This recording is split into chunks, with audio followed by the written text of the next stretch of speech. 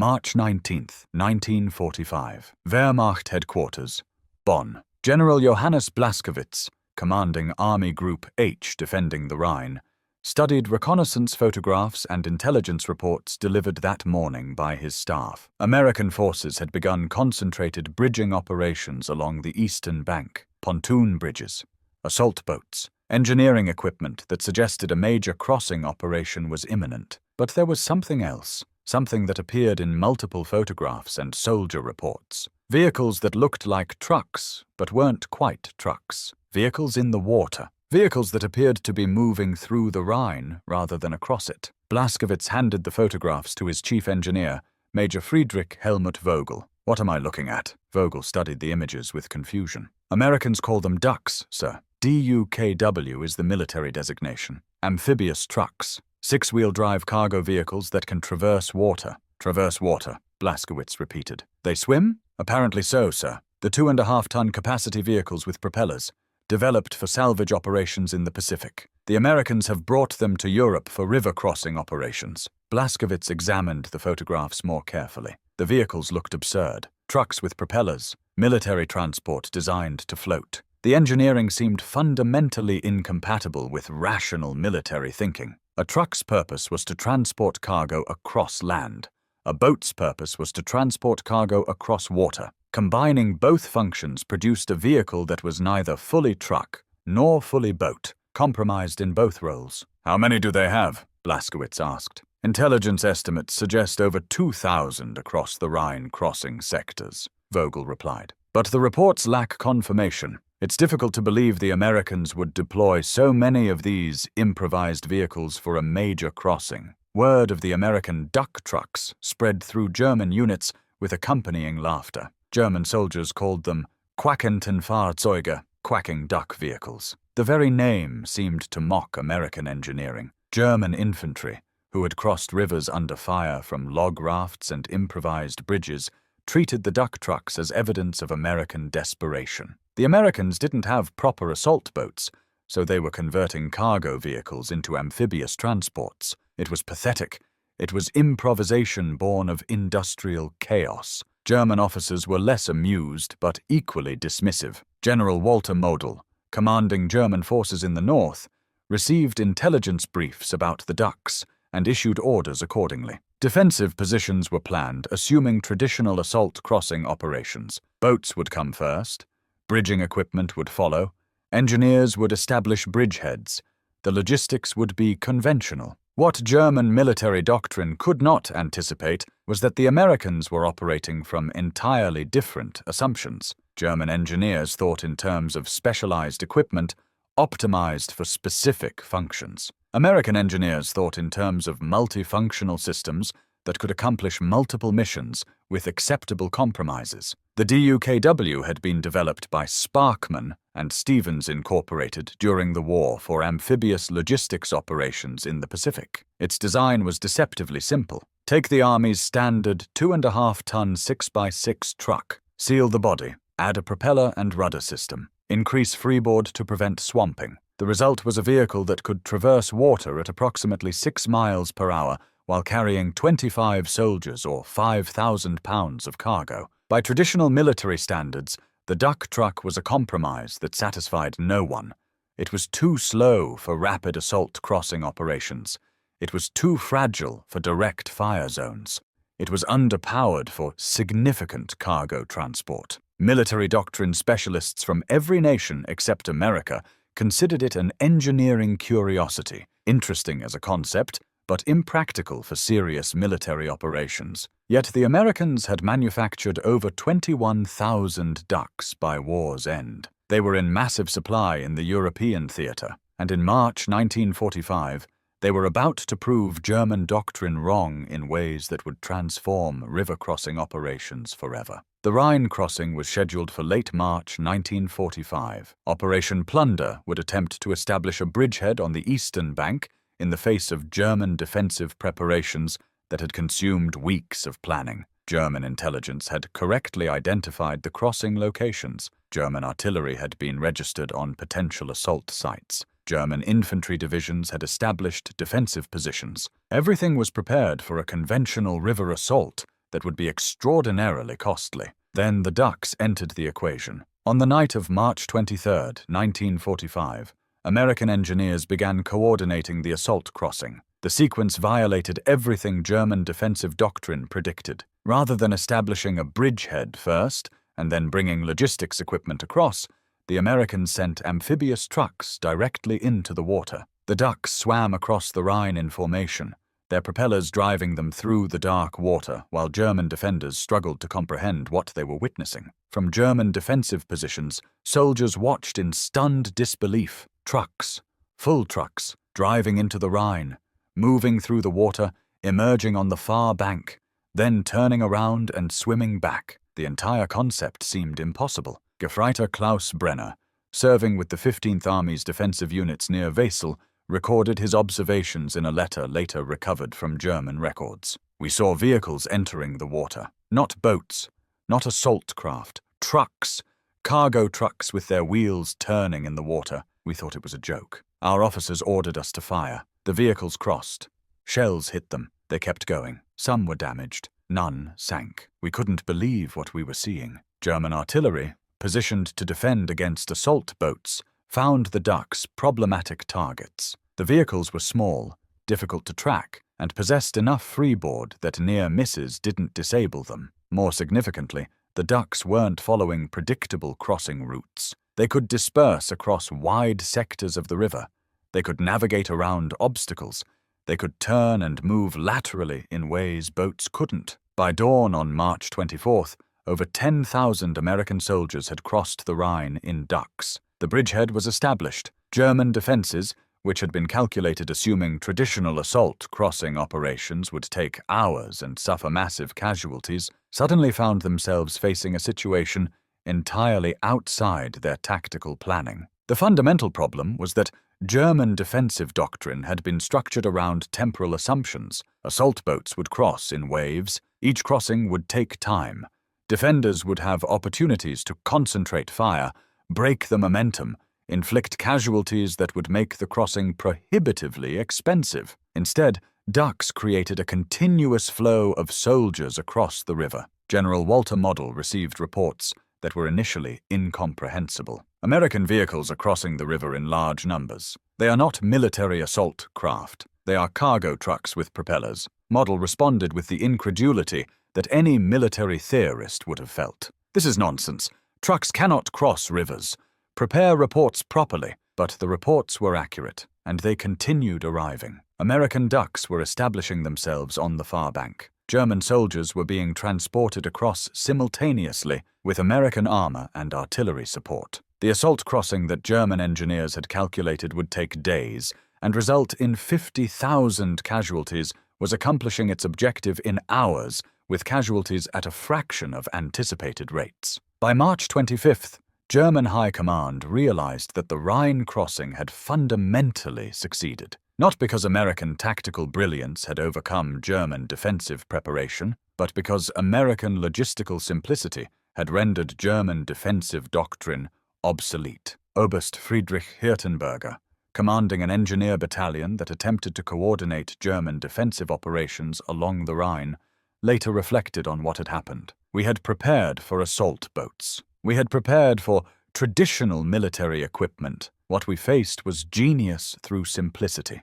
The Americans took a truck, made it float, filled it with soldiers, and drove across our river. We shot at it. It kept coming. We had no doctrine for fighting vehicles that were neither trucks, nor boats, nor tanks. They were everything and nothing. The tactical implications cascaded rapidly. American engineers began using ducks for different purposes than traditional assault crossing. Supply ducks, medical evacuation ducks, artillery observation ducks, artillery ammunition ducts. The vehicles accomplished missions that German logistics doctrine required dedicated equipment to perform. More significantly, ducks could operate in sectors of the Rhine that German defenses hadn't anticipated. Narrow channels, shallow areas, embankment sections where traditional assault boats were too large to operate. The ducks' small size and maneuverability characteristics that German military theorists had considered limitations, proved to be massive advantages in actual river-crossing operations. German prisoners of war captured in the bridgehead were interrogated about the assault crossing. One captured engineer provided an assessment that German High Command eventually accepted. "The Americans don't think like us. They don't build specialized equipment for specialized missions. They build simple equipment that can do many things. The trucks that swim are not perfect for anything. They are adequate for everything. In the old way of thinking, this is a compromise.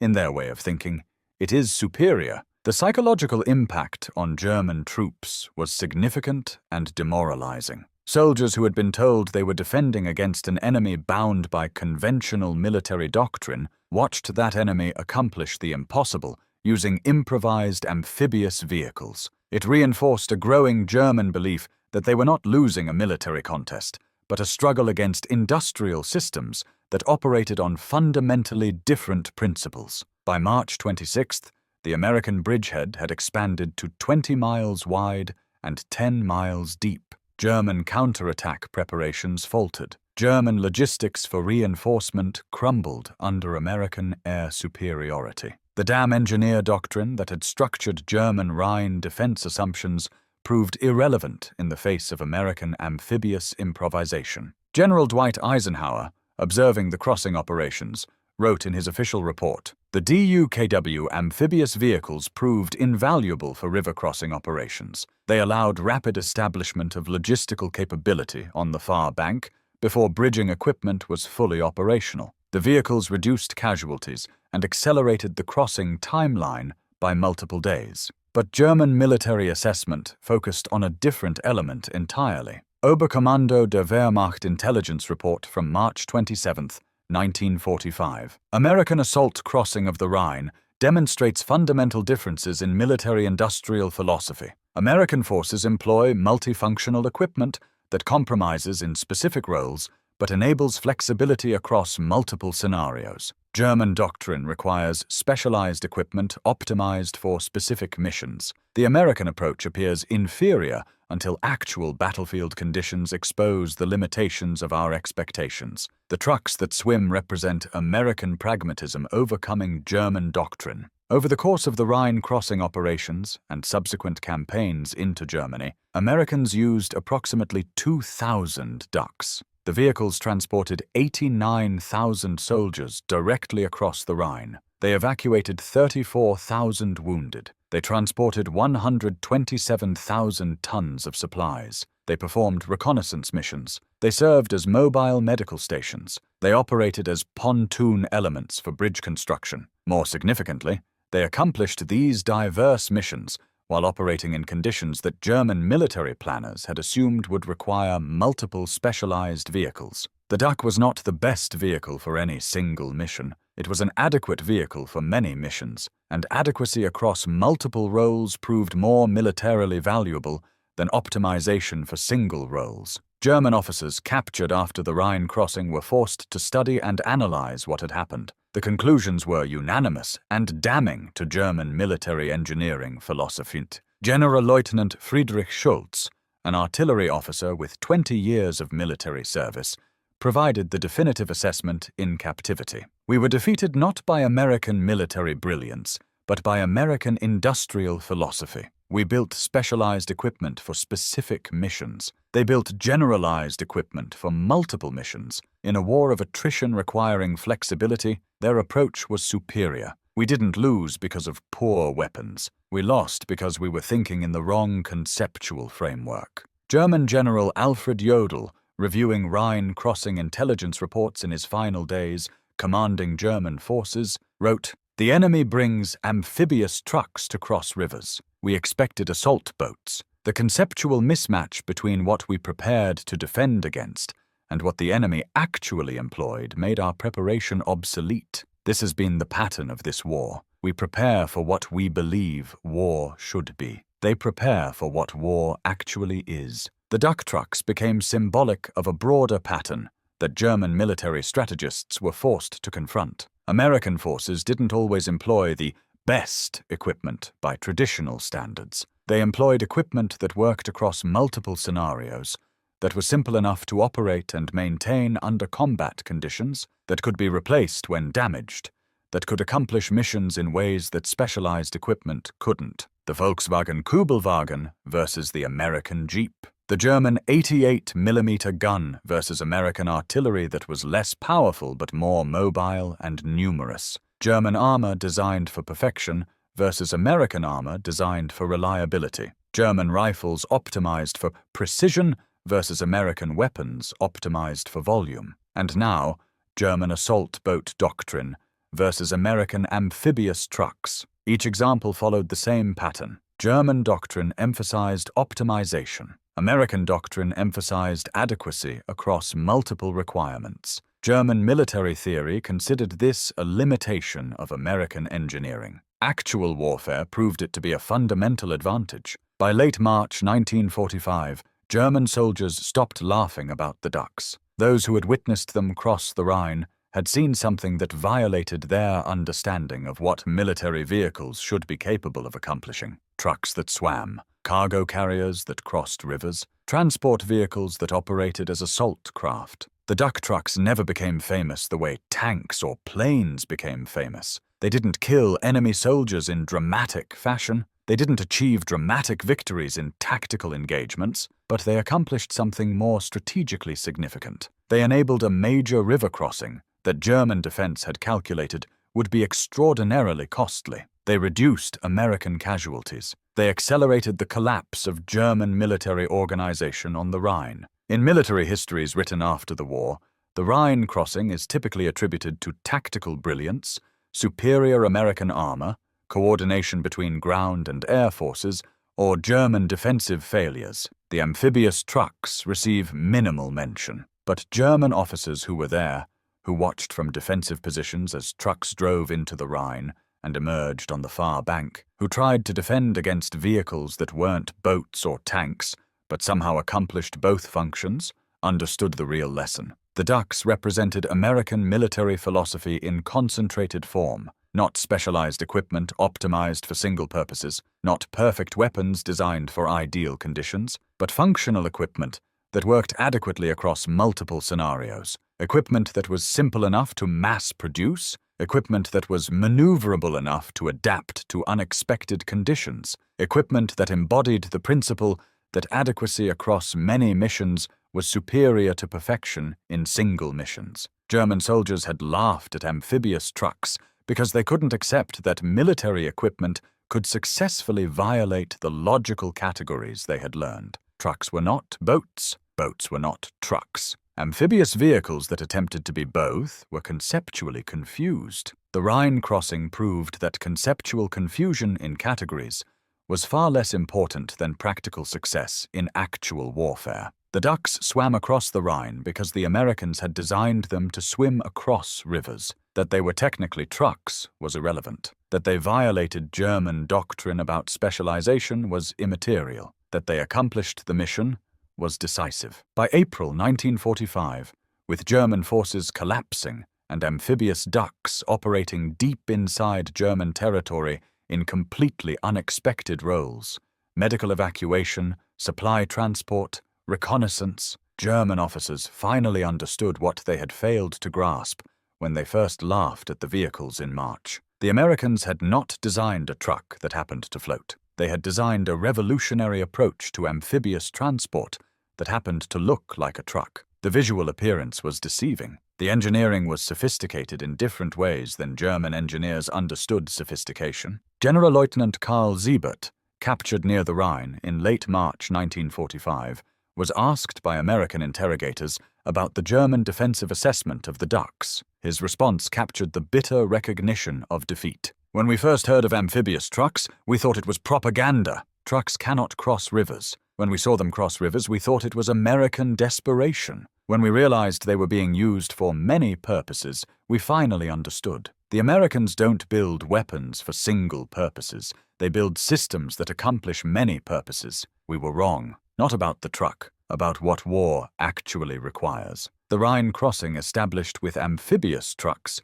proved to be a turning point in military engineering philosophy. After the war, militaries worldwide began moving away from pure specialization and toward multifunctional platforms. The duck truck's principle, that adequate capability across multiple roles often surpassed optimized capability in single roles, became fundamental to military doctrine. The DUKW vehicles, which had been produced primarily for Pacific salvage operations and had seemed like odd curiosities to military theorists, had revolutionized amphibious warfare in a single operation. They had made German defensive doctrine obsolete. They had accomplished what traditional assault crossing doctrine said would be extraordinarily difficult. German soldiers who had laughed at the trucks that could swim across the Rhine finally stopped laughing when they realized the crossing was established and their positions were being outflanked by vehicles that violated every military doctrine they had learned.